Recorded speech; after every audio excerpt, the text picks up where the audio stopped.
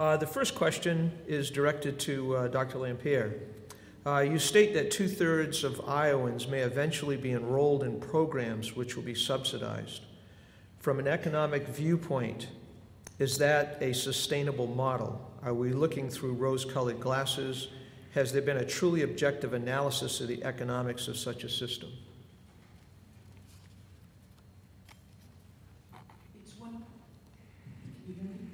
It's one of the reasons why it's so important to make sure that our public spending is efficient and well-targeted, that we're not spending public dollars simply in old, convenient, wasteful ways, that we look to innovation, that we look to better IT, that we look to the future to deliver services differently. I believe it is sustainable. After all, most of you in the room have subsidized health coverage. It is your employer that subsidizes this coverage. What we're talking about with the health reform law is that people who are individuals and they're purchasing care coverage on their own, or small businesses, will have the opportunity to also have that subsidy. That's a matter of equity.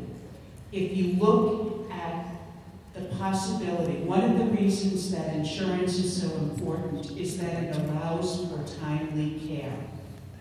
If you don't get timely care, if you're not going to the doctor and getting proper checkups, if you're not getting access to a medical home with a full range of services that offer everything you need, then chances are you're going to get sicker, faster, and end up in the hospital. The more we can keep people healthy, we will slow down the trajectory of healthcare spending. The system, we are spending that money now, really, because people end up in the emergency room, they end up with uncompensated care, they end up having terrible accidents, they end up out of the workforce. There are lots of consequences for people not being able to avail themselves of care that they need. It's just, I think, redirecting that money to a way that is more targeted and overall will produce better value. Thank you very much. By the way, we're adjusting the lights just to make sure we have the proper mood here this morning. We'll be breaking out candles soon, so just bear with us, please. This is a lengthy question, Josh, and maybe we can break this down, but this is directed to you, and I'll do the best I can in summarizing. Could you please elaborate on the slide which addressed setting rates by risk factors, e.g. limiting rates based on age, tobacco use? On the matter of tobacco use, so sort of a part two here, I think there are two issues. One, an unrealistic sharing of the burden on non-tobacco users, and more importantly, this seems like a policy which does not promote or encourage healthy behavior, which further reinforces the thought that healthcare reform is an insurance issue and not a health issue. So could you please address those, Josh?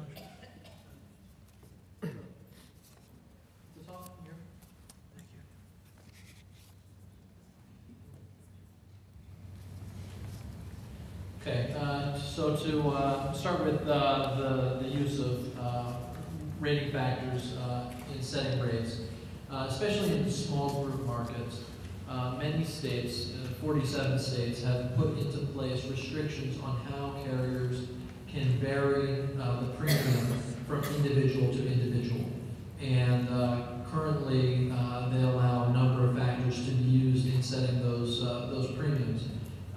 So health status is one of the most common. That will be eliminated under the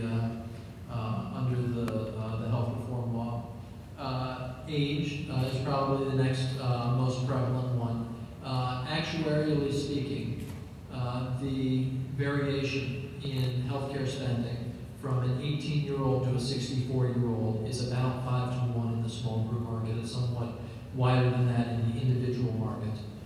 This law constricts that band to a 3-to-1 ratio, which means that older individuals will be paying less, while younger individuals will be paying somewhat more to subsidize the care of those older individuals. There are a number of other factors that are allowed, gender,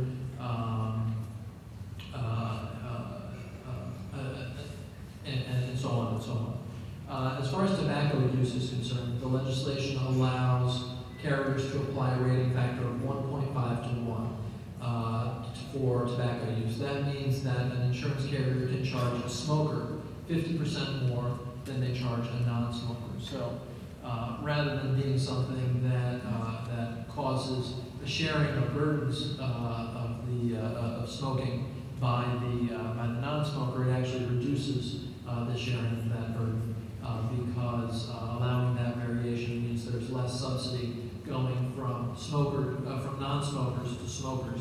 So smokers have to bear more of the weight of their lifestyle. And that having been said, it's an extraordinarily difficult rating factor to apply. How can an insurer know whether someone is a smoker or not? In fact, in their health reform law, Massachusetts has a very similar provision allowing for an additional rating factor for tobacco use. I don't think any insurers are using it because it's just so difficult to implement. Thanks, Josh. This is a question directed to Dr. McGuire. Andy, please comment on the importance or lack of importance of quality measurements in helping the public see quality and providers in pursuing quality. That's a big question. Well, I think I go back to if you can't measure it, if you can't measure something, you really can't do something to improve it. And I think that is sort of where we are with quality measures. We try a lot to have really good quality measures. We're certainly working on it. We're getting better all the time. But it is not, as any of you who've read some of the physician profiling literature that's been out recently in the RAND study that talks about it, no system really is very good right now, either profiling physicians or quality measures, though we're much better than we were. And I don't want to minimize how much progress has been made. Obviously, we need even more. So, I think it is important that we have some way of measuring how people's care is being given, so that we can, when you're doing your intervention, how can you tell that someone's getting the right care unless we can somehow measure it? And how does a consumer, I deal with this at my job all the time, I don't know how a consumer can understand what treatments they're supposed to get. I will tell you, I have friends that call me all the time. It's not usually about other things, it's about, is this doctor doing the right thing? And I don't know if he is or she is. And where do you go for that information? And that's not easily attainable at this point. So I think it is a gap we still have, but I think it is something that we're working on, and that the quality measures we have now are certainly better than we did have before. And I hope that as we get farther into healthcare reform and we have more of these pilots of different programs, that especially with the medical home, that those will help us get more measures that are really meaningful. Thank you. Let me remind you that if you have any piggyback questions to these that are being queried right now, feel free to go to the microphone. This is not directed to any one individual, so I'll throw it out to the panel and let you decide on who might respond, or perhaps all three of you may choose to weigh in. Much of the discussion about health reform has focused on physical health care. Yet behavioral health is an important part of a person's overall wellness, and prompt and proper care saves overall health care costs. What incentives and/or changes are included in the Reform Act to improve access and coverage for behavioral health?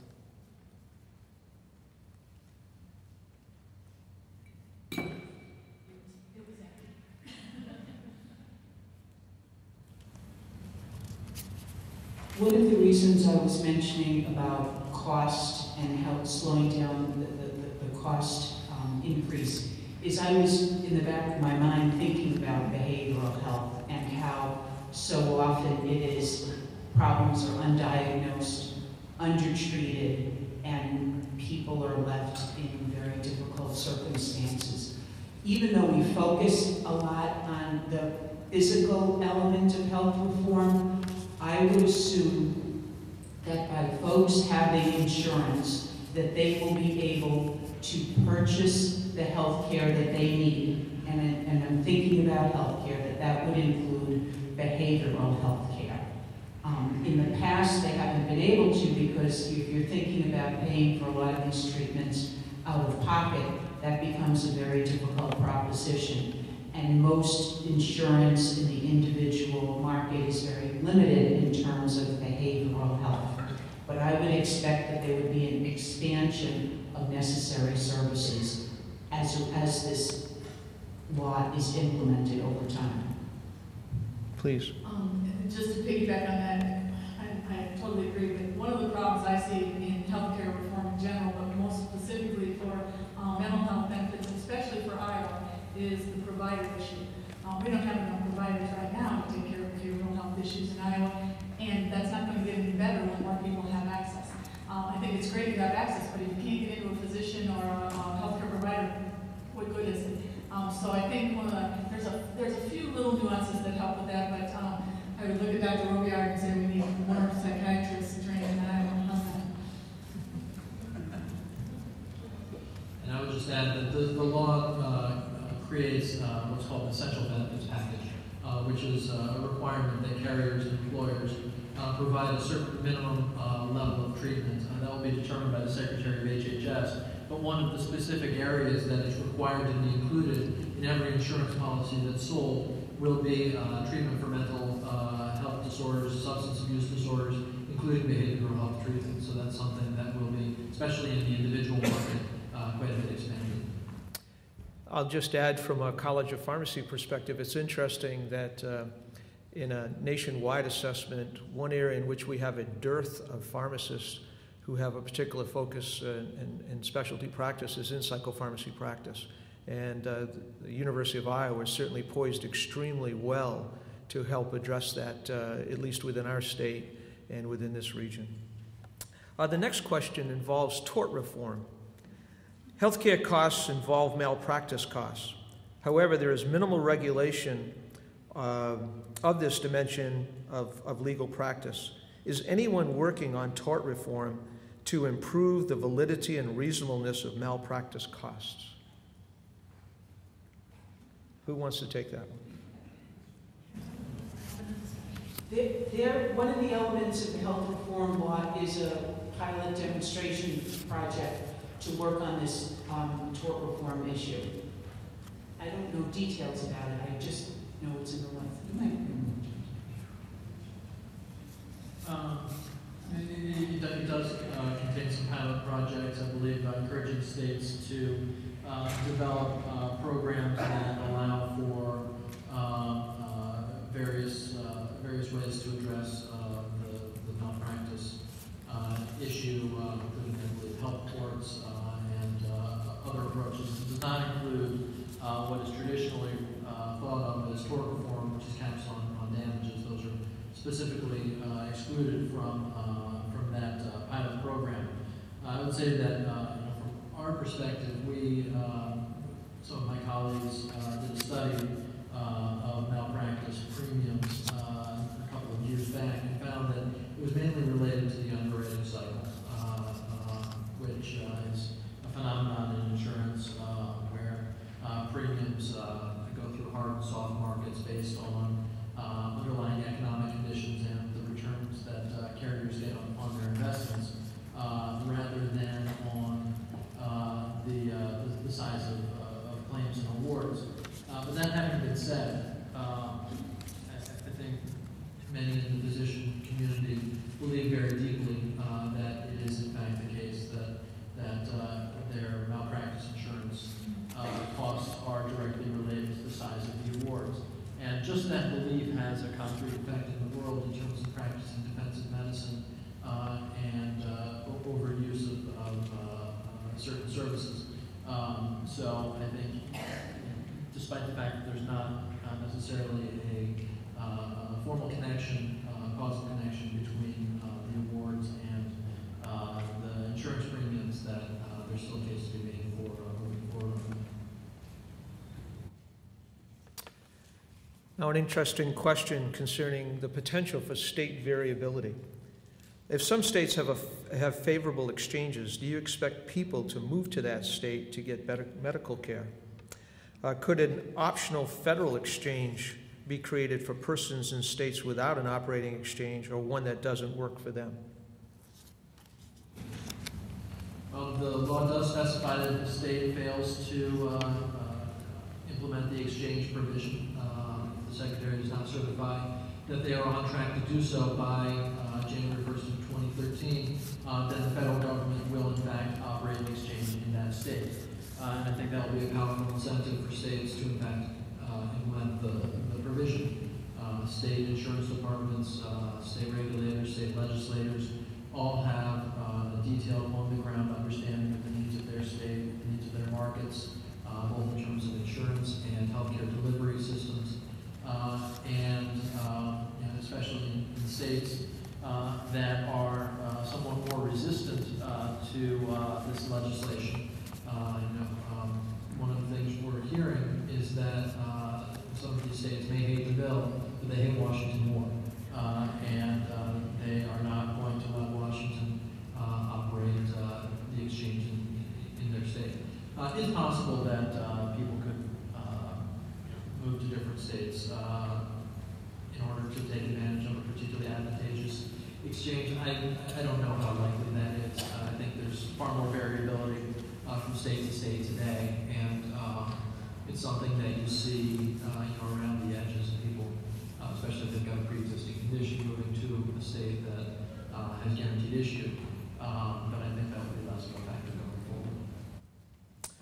Great. That brings us to the conclusion of this segment of our program. Please join me in thanking our presenters today.